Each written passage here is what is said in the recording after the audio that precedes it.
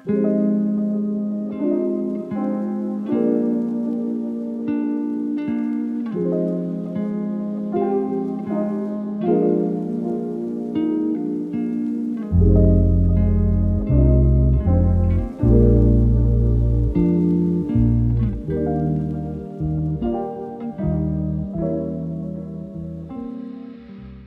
you, Dr. Emmons. Thank you, Dr. Young. Thank you, Rebecca. I just wanted to actually give you, Dr. Emmons, a moment. If there's anything else you wanted to respond to from Dr. Young or Rebecca's presentation, was there anything else you wanted to say based on their comments? Well, Dr. Young, I'm so indebted to you for that. When I first began my journeys into gratitude, even before I was doing the science, I was just reading scripture. I mean, I was looking up quotes about gratitude, from Jonathan Edwards and John Wesley and the great theologians. And it was so much fun to actually go into work and start looking up, scriptures on thankfulness, reading the Psalms, reading Paul's letters, and realizing that, hey, I mean, if there's 150 verses in the Hebrew Bible and New Testament on the importance of giving thanks, it seems to me it's kind of important, right?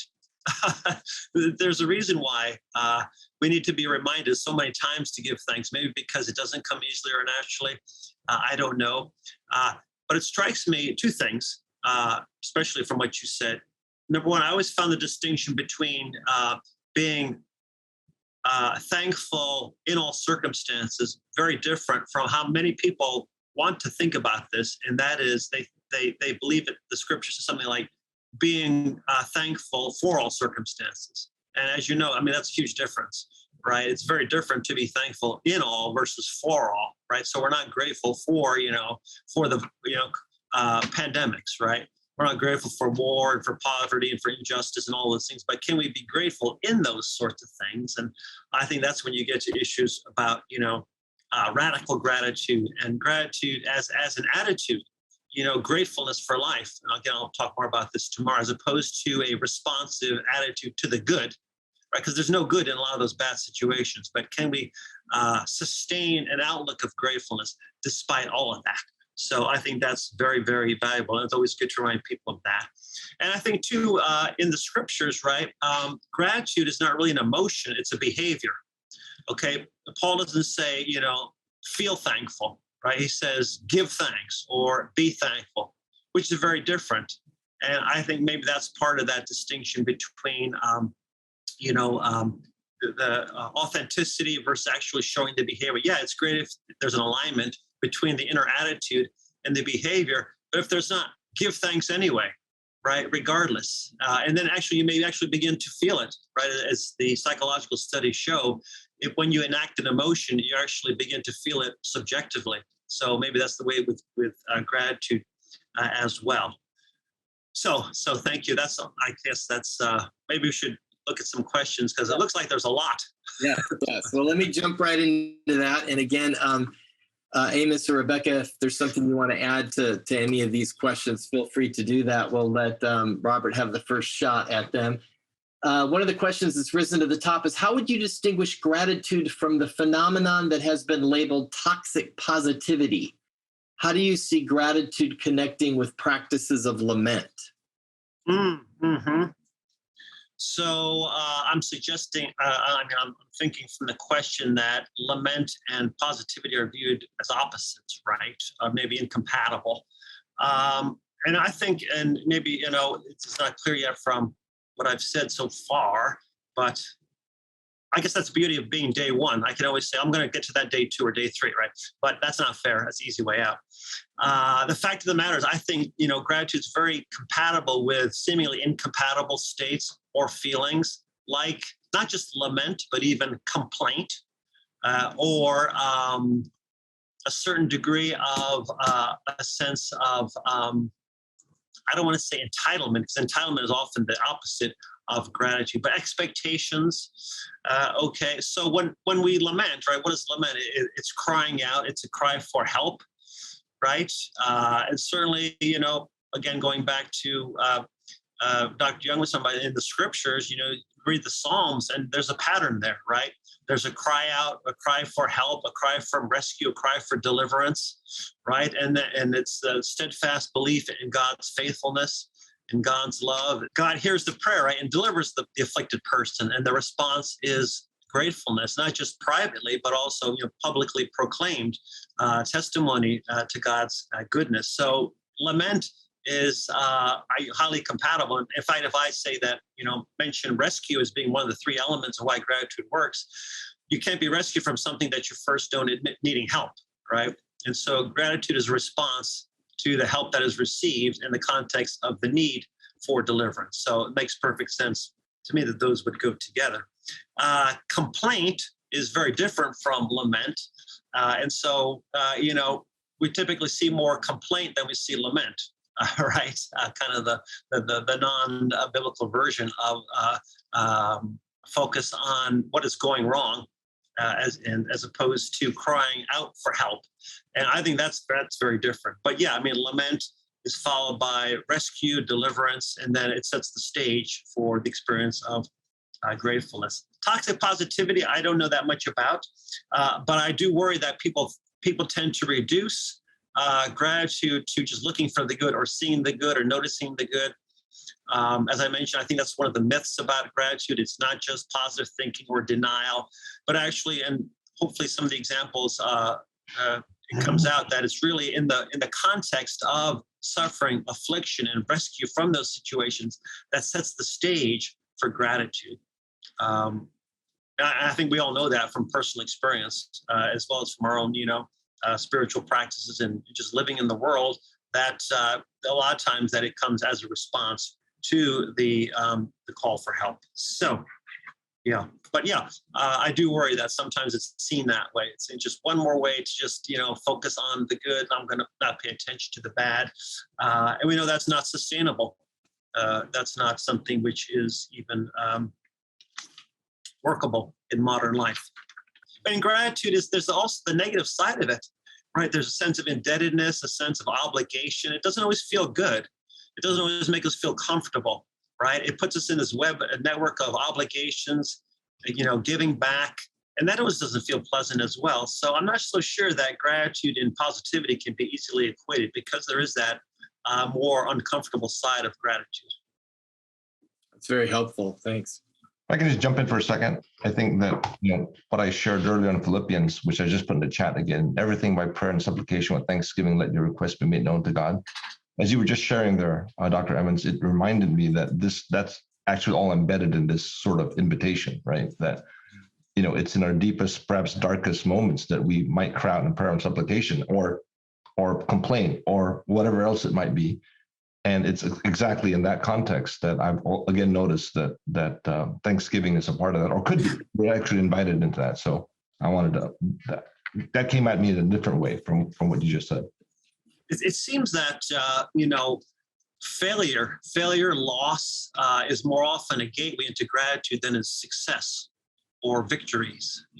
Why is that the case? Well, gratitude is supposed to be about magnifying the good. Right? Well, maybe it's the best approach to life, no matter what. For the good times and the bad time, right? And if that's true, that would account for some of its traction, I think, some of its resonance with people.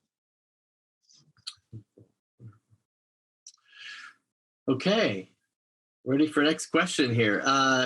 The question is there any research on the impact of gratitude and racial trauma? Not that I know specifically. That's one of those that I'm sure there's one that fits into that category of like, there's so much that I don't know.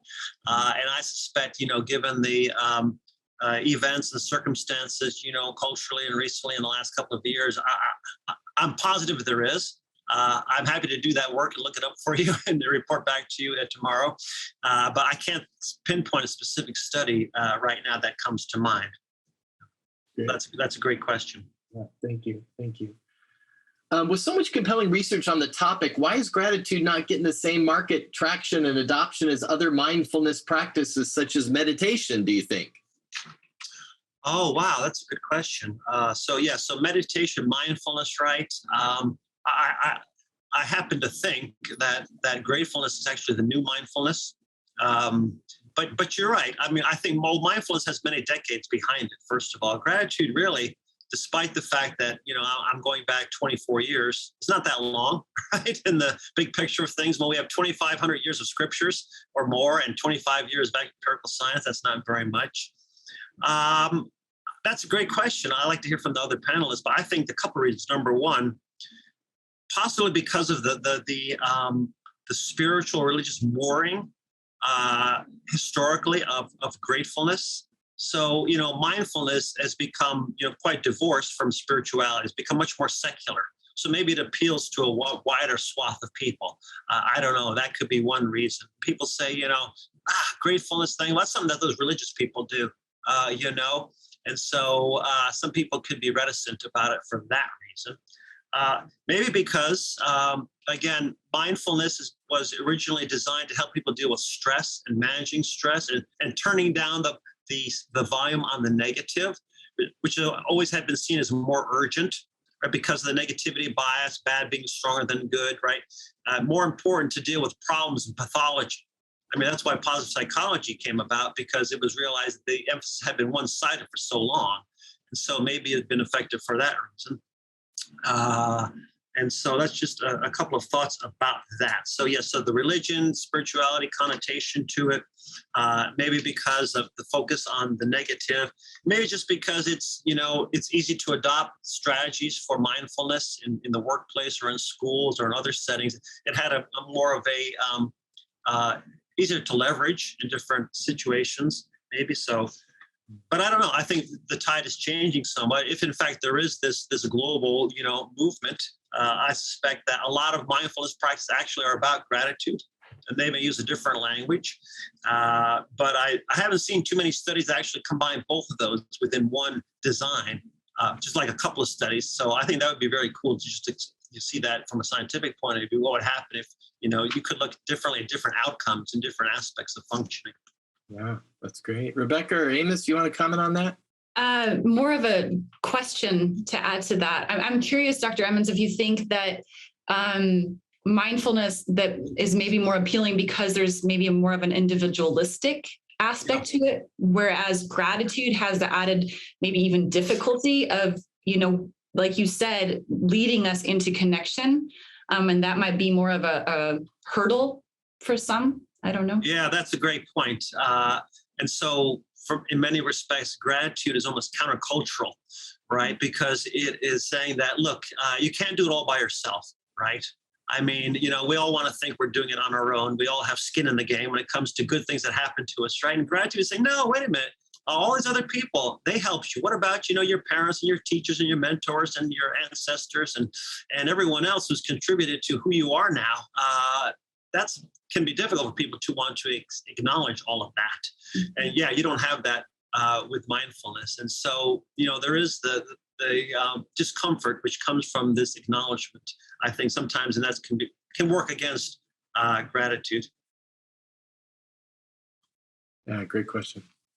Wonder also if, mindfulness in relationship to post-1965 opening up to migration from East Asia, South Asia, West Asia, in terms of, like you mentioned, 24 years in gratitude work, and we've had enough, a lot of the migration demographics and bringing of Asians to North America. A lot of the mindfulness literature and even pop cultural realities, I think, go back to 60s, 70s when a lot of these things were happening. And so you're right; it may be just a matter of time before gratitude sort of catches up.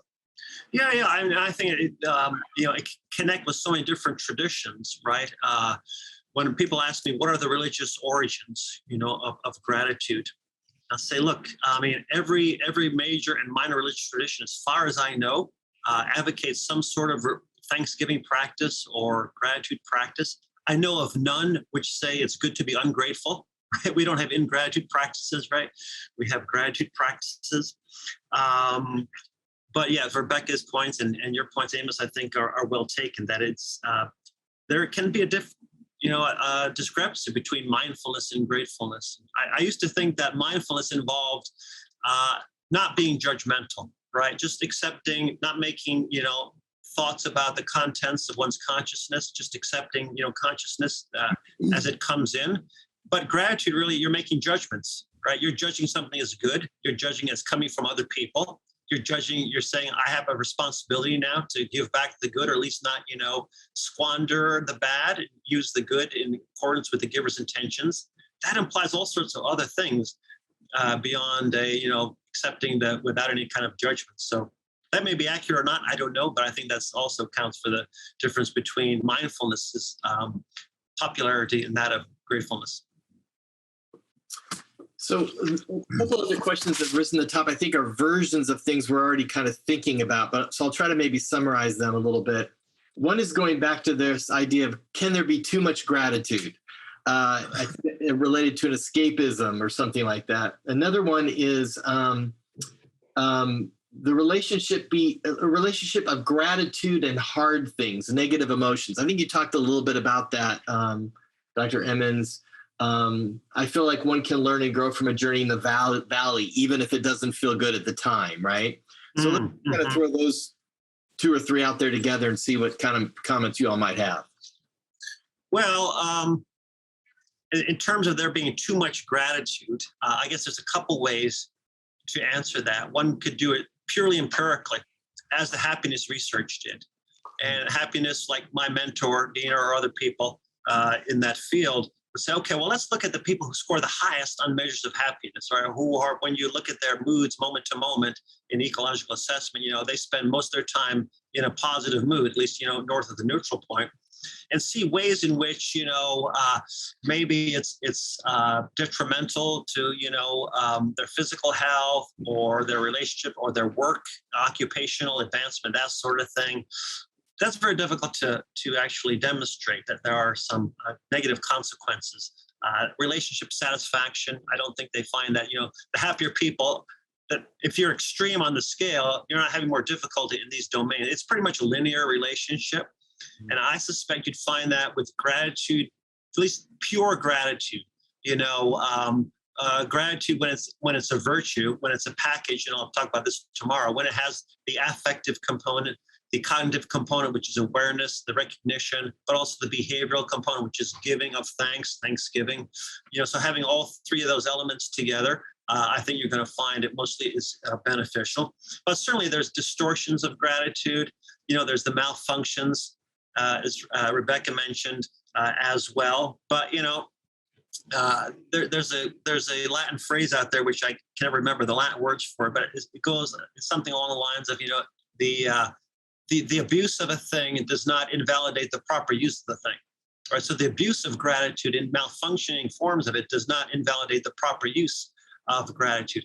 And you can have gratitude too much in the sense of becoming overly dependent on someone.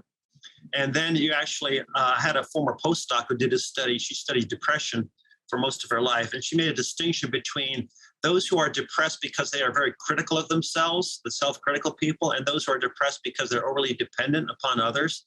I think nowadays the term is neediness as opposed to dependency. And she found that the gratitude intervention was more effective in reducing depression for those who are self-critical, who, would beat themselves up, never felt, accepted, approved of by others, always had to feel that their worth, their value was based on their performance. They benefited the most from a gratitude practice.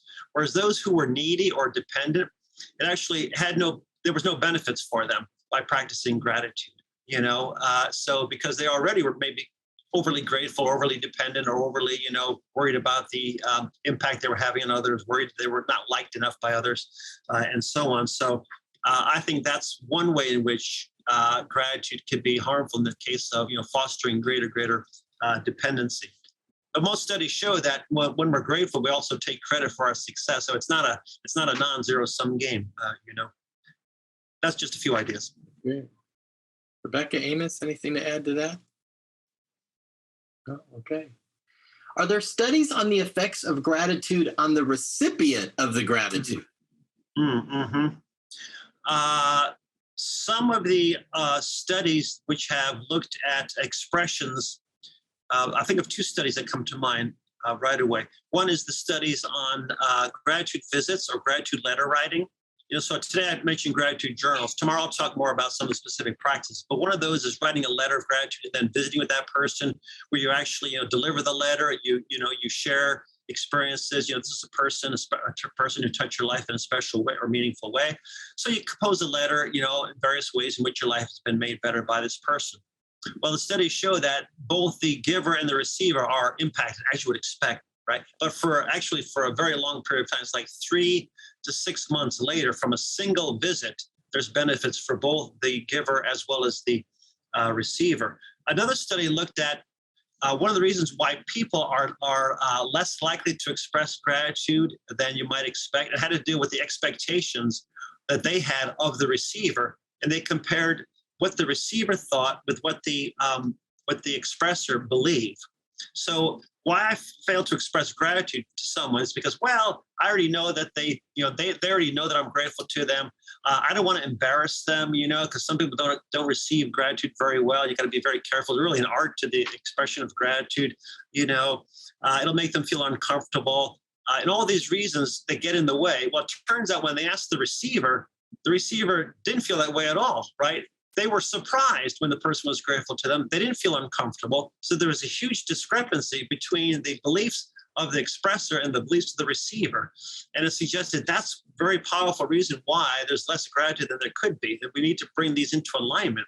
Say, just go out there and express gratitude, to your mentor, to your teacher, to your spouse, right? To your children, and so on, because it's surprising, right? I mean, you guys have been in practice or in academia. It's surprising when a student comes back and is grateful to us, right? It's like it doesn't happen all that often, right? Because lots of reasons why, but there is benefits. Obviously, it feels good to be acknowledged in the workplace. We know these employee recognition programs are very powerful in the workplace, and there's companies who have actually have quantified this in their return on investment. What happens when they devote 1% of their budget to employee recognition software programs? It makes a huge difference in the overall outcomes and functioning of the organization. So yeah, you can quantify this in terms of metrics. So yeah, the studies are out there. That's great. That's great. We just have about 5. Amos, were you going to say something? Yeah, I mean, that question actually prompted for me this question. What do our studies tell us, or what kind of questions do they invite us to think about relative to a God who creates the world graciously and then welcomes our thanksgiving? What does it tell us about God as the recipient of thanksgiving and about the nature of that God? It's a very intriguing set of questions to think about from the perspective of that question that you just posed. Yeah, absolutely. I mean, we have this project going on now, initiative, where we funded people to examine gratitude to God. And it has theologians involved, it has philosophers, it has psychologists, some of whom are registered for these sessions here. So hello, everybody. And so we're dealing with issues like that. What's the difference between person-to-person gratitude and gratitude to God? It's easy to pay back people when they benefited us, right? But how do we reciprocate that goodness to God? There are those who say we can never reciprocate the goodness to God because God has given us everything. And so we owe God so much, it's overwhelming. It's really a burden that we received everything that we have, and there's no way we can reciprocate that. And so there's very intriguing issues, I think, intrinsically interesting intellectual issues when it comes to divine gratitude versus human gratitude. And hopefully, some of this is going to be answered in some of these projects. I'll mention a few of those tomorrow. Great. Well, I think I have to be the timekeeper, and so I'm going to begin to bring us to a close here. I want to, again, thanks so much, Dr. Emmons and Dr. Yong and Rebecca Baer. And I want to end us today with a quote from Dr. Emmons from his little book on gratitude. It's a quote that says, "Gratitude is first and foremost a way of seeing that alters our gaze." And I love that phrase. So thank you so much, everyone, for being here. Thank you to our speakers. Everyone give yourselves a set of applause.